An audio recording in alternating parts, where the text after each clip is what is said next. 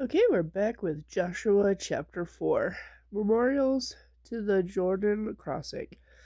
When all the people were safely across the river, the Lord said to Joshua, "Now choose 12 men, one of each tribe. Tell the men to take 12 stones from where the priests were standing in the middle of the Jordan and pile them up at the place where you camped tonight." So Joshua called together the 12 men and told them, "Go into the middle of the Jordan in front of the ark of the covenant of your Lord. Each of you must pick up one stone and carry it out on your shoulders, 12 stones in all, one for each of the 12 tribes. We will use these stones to build a memorial. In the future, your children will ask, 'Why do these stones mean to you?'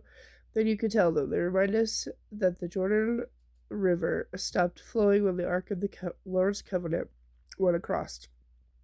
These stones will stand as a permanent memorial among the people of Israel." So the men did as Joshua told them. They took 12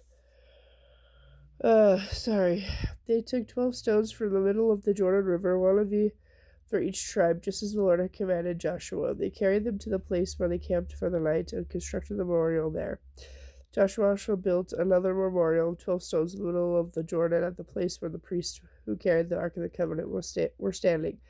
The memorial remains there to this day. The priests who were carrying the ark stood in the middle of the river until all the Lord's instructions, which Moses had given to Joshua, were carried out. Meanwhile, the people hurried across the riverbed, and when everyone was on the other side, the priests crossed over with the ark of the Lord. The armed warriors from the tribes of Reuben, Gad, and the half of Manasseh led the Israelites across the Jordan, just as Moses had directed. These warriors, about 40,000 strong, were ready for battle, and they crossed over the plains of Jericho in the Lord's presence. That day the Lord made Joshua great in the eyes of all the Israelites. For the rest of the story, they revered him as much as they had revered Moses. The Lord had said to Joshua, "Command the priests carrying the Ark of the Covenant to come out of the riverbed." So Joshua gave the command, and as soon as the priests carrying the Ark of the Lord's Covenant came up out of the riverbed, the Jordan River flooded its banks as before. The people crossed the Jordan on the 10th of the first month, the month that marked their exodus from Egypt. They camped at Gilgal, east of Jericho. It was there at Gilgal that Joshua piled up the 12 stones taken from the Jordan River. Then Joshua said to the Israelites, "In the future, your children will ask, 'What do these stones mean?' Then they can tell them, 'These are where the Israelites crossed the Jordan on dry ground.' For the Lord your God dried up the river right before your eyes, and he kept it dry until you were all across, just as he did at the Red Sea. But he dried it up until we all had crossed over. He did this so that all the nations of the earth excuse me. Ooh, that was a yawn. Sorry. He did that so that all the nations of the earth might know the power of the Lord, and that you might fear the Lord your God forever."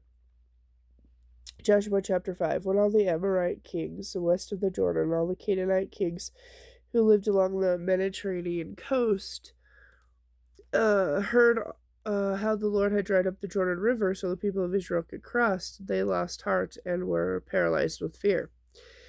Israel re-establishes covenant ceremonies. At the time the Lord told Joseph, "Use knives of flint to make the Israelites a circumcised people again."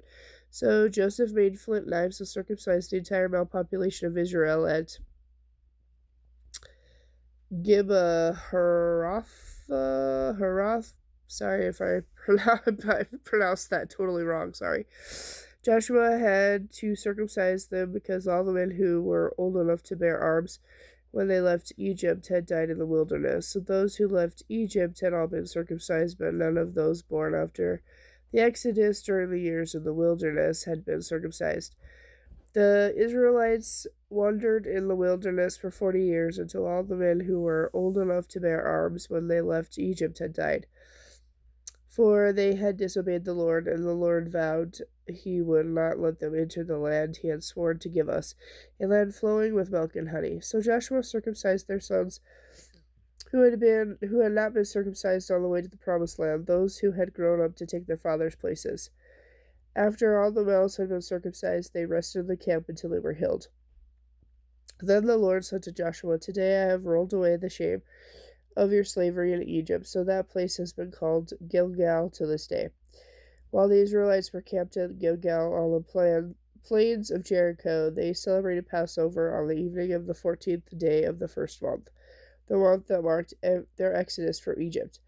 The very next day they began to eat unleavened bread and roasted grain harvested from the land.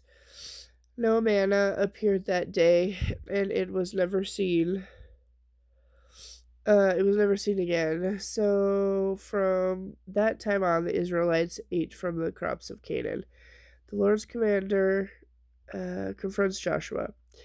As Joshua approached the city of Jericho, he looked up and saw a man facing him with a sword in his hand. Joshua went up to him and asked, "Are you friend or foe?" "Neither one," he replied. "I am commander of the Lord's army." At this, Joshua fell with his face to the ground in reverence. "I am at your command," Joshua said. "What do you want your servant to do?" The commander of the Lord's army replied, "Take off your sandals, for this is holy ground." And Joshua did as he was told. Okay, and I'll be back later with chapter 6.